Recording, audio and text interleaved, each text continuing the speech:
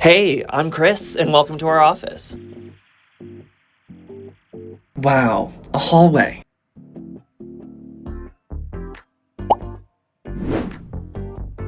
Hi again. Take two. So you may be wondering, why am I at the office at 11 p.m. on a Monday? And to that I reply, I don't know. When I leased the office, there was only one thing left, and I'm not sure what to do with it. As you can see, she's a big boy. So for scale, I'm 6'6". Y'all ready for the big reveal? This dude! So what's the vibe here? Is this a cursed painting, or is this like a good luck charm? Should I absolutely display this front and center in my office, or should I avoid eye contact at all cost? Let me know in the comments what I should do with Home Slice. And feel free to subscribe if you want, I guess. Thanks.